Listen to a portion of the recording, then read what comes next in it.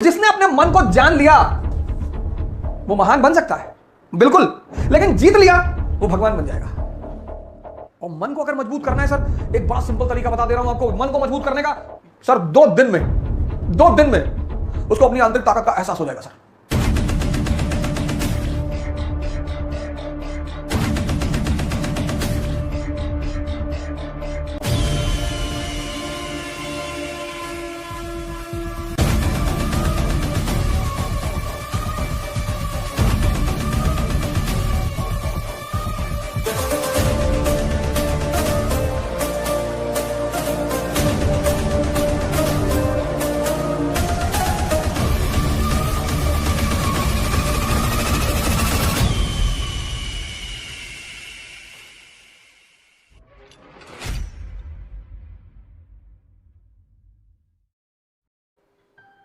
Psychology अभी पैदा हुई पश्चिम में, भारत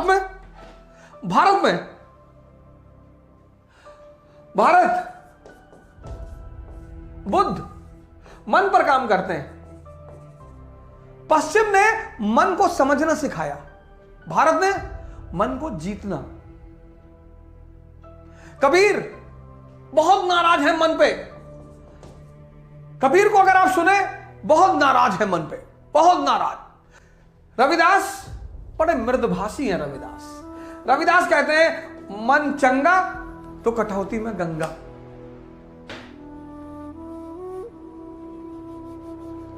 क्योंकि मन आपको दिशा देता है। मन, रविदास कहते हैं मन चंगा तो कटौती में गंगा। इस कहावत की पैदाइश एक कहानी जुड़ी हुई इस कहावत से।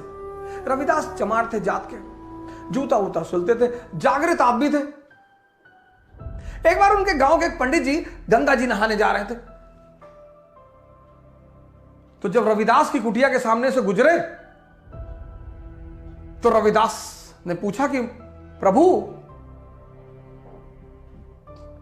काशी? बोले हाँ काशी जा रहा हूं गंगा मैया का स्नान करने। अरे बोले प्रभु हमारा भी एक काम कर दीजिए। हाँ पंडित जी ने कहा बताओ। बोले प्रभु हमारी तरफ से ये 1 रुपया गंगा मैया को चढ़ा दीजिएगा। हाँ बोले फेंक दो। फेंक दिया। पंडित जी ने उस पर गंगा जल डाला, रुपया शुद्ध हो गया। वही गंगा जल रविदास पे भी डाल देते, वो भी शुद्ध हो जाता। जब उस गंगा जल में इतनी ताकत है। पंडित जी जातिवाद पर एक दिन लेक्चर लूंगा आपको। भारत में जातिवाद का जन्म और उसका षड्यंत्र, जातिवाद पे लेक्चर लूंगा। तो रविदास ने कहा पंडित जी एक बात और सुन लीजिए। बोले हाँ बताइए। बोले जब आप 1 रुपया गंगा मैया को चढ़ाइएगा तो उनसे कहिएगा कि रविदास ने एक जोड़ा कंगन मांगा है। बोले गंगा मैया से? बोले हाँ। बोले अच्छा। पंडित जी गए, गंगा नहाए वहाए। नहा वहा के पंडित जी को याद आया कि यार रविदास ने 1 रुपया दिया था और कहा था गंगा मैया से हमारे लिए कंगन मांग लीजिएगा। तो पंडित जी ने 1 रुपया निकाला, गंगा मैया पे चढ़ा दिया उस पानी में और कहा कि मां रविदास ने कंगन मांगा 1 जोड़ा।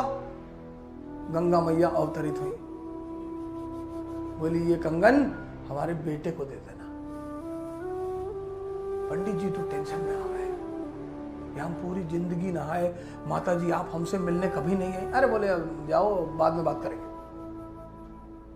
पंडित जी सोने का कंगन देखे, कहे रविदास को क्या पता चलेगा। पंडित जी ने जाके काशी के राजा को वो सोने का कंगन दे दिया। तो राजा ने बड़ा गिफ्ट उफ्ट दिया, जमीन उमीन तोहफे में दी। पंडित जी लौट आए गांव। बोले पैसा चौमाड़ा चढ़ा दिए रविदास? बोले चढ़ा दिए। बोले कंगन? बोले वो कंगन गंगा में निकल के कंगन देती किसी को? रविदास ने कहा कोई बात नहीं बाबा जी, आप जो कह रहे सही कह रहे। बात आई गई हो गई। एक दिन क्या हुआ कि काशी के जो राजा थे उनकी पत्नी स्नान करने गई गंगा जी, उनका एक कंगन खो गया। आई बोली कि हमको यही कंगन दोबारा चाहिए और यही चाहिए। राजा साहब ने पंडित जी को बुलवाया, कहा ये दूसरा कंगन दिलाओ, यही जोड़ा यही। अब तो पंडित जी फंस गए, बड़े सुनारों के पास गए। अरे इसका ये मॉडल भैया हम ना बना पाएंगे, है ही नहीं। तब पंडित जी थक हार के आए और रविदास को सारी कहानी सुनाया, क्योंकि राजा ने कहा था पंडित जी एक जोड़ा ला के दे दो नहीं तो फांसी चढ़ा देंगे।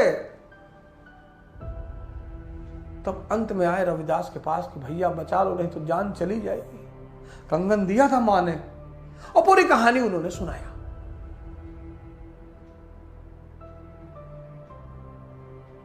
अरे रविदास ने कहा आप चिंता ना करो, राजा साहब को बुला लो, हम कंगन यहीं दे देंगे। कहीं यहीं? हाँ। बोले गंगा जी को हम यहीं बुला लेंगे। तो जो चमड़े का काम करते थे उनके पास कठौता होता था, उसी कठौते में वो चमड़े को भिगोते थे।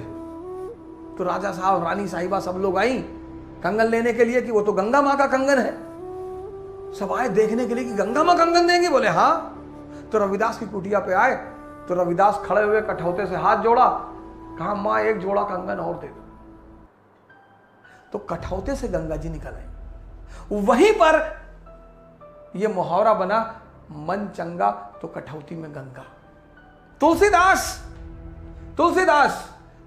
ने कहा जाकी रही भावना जैसी।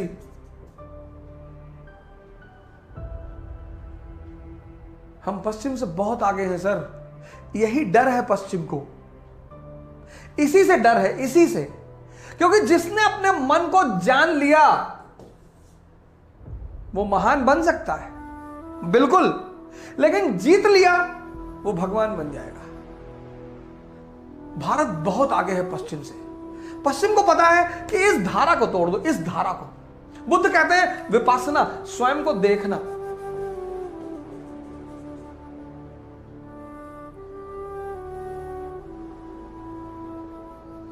बुद्ध कहते हैं तुम क्यों ईश्वर के चक्कर में पड़े हो यार, तुम्हारी परेशानी तुम्हारे अंदर है। आनंद ने कहा कैसे? कहा अपनी बीवी से परेशान हो ना? बोले हाँ। तो क्यों परेशान हो? बोले औरतें परेशान करती। बोले बिल्कुल कभी नहीं करती।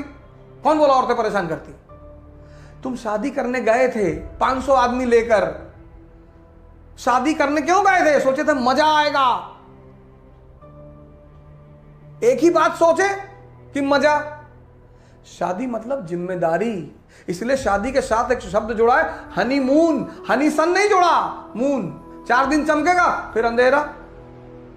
इसलिए जब शादी होती किसी की तो उसे हनीमून पे भेजते कि भैया 4 दिन, फिर लौट आना, काम धंधा है, परिवार है। विवाह एक जिम्मेदारी है। सूरज हमेशा चमकता है, तो उन्होंने हनी सन नहीं कहा। प्रेम में कोई हनीमून पे नहीं जाता, क्योंकि प्रेम में जिम्मेदारी नहीं है। ये देखिए, ये पश्चिम बड़े बड़े साइंटिस्ट पैदा किए उसने, मन पे काम किया उसने, मन को समझा। सिगमंड फ्रॉइड, बेसिक इंस्टिंक्ट,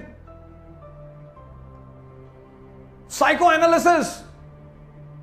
पश्चिम को एकदम पढ़िए सर, पश्चिम के पास तो एक से एक विचारक है।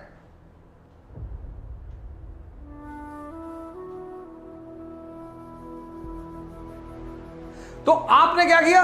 ये देखिए, पश्चिम ने मन को समझना सिखाया। ज्यादा साइकोलॉजी पढ़ के कभी कभी लोग पागल हो जाते हैं, ज्यादा समझ जाते हैं। भारत ने मन को जीतना सिखाया। देखिए सारे संतों की धारा। और मन को अगर मजबूत करना है सर, एक बड़ा सिंपल तरीका बता दे रहा हूं आपको मन को मजबूत करने का। योग निद्रा का अभ्यास कीजिए। योग निद्रा जो इंग्लिश मीडियम में है वो टिम रो की योग निद्रा डाउनलोड कर लें। टिम रो, कुछ करना नहीं है सर, लेट जाना है, कॉन्शियस मूवमेंट सर 2 दिन में उसको अपनी आंतरिक ताकत का एहसास हो जाएगा सर। हालांकि शुरुआत में उसे नींद बहुत आएगी। हिंदी मीडियम वाले स्वामी निर्जनानंद का कर लें।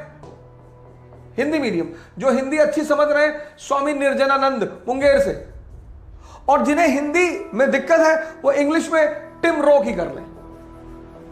ये कर ले सर, और कुछ करना नहीं है, लेटना है आधे घंटे के लिए।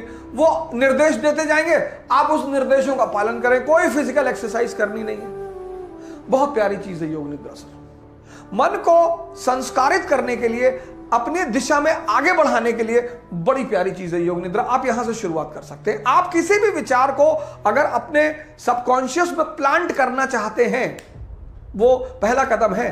किसी विचार को अपने सबकॉन्शियस में प्लांट करना। आप ध्यान करना चाहते हैं, आपसे नहीं हो पा रहा है, आप योग निद्रा से उस विचार को अपने सबकॉन्शियस में 2 महीना लगेगा, प्लांट कर लीजिए सर। उसका कुछ नहीं करना, वो विचार ही सब कुछ कराएगा।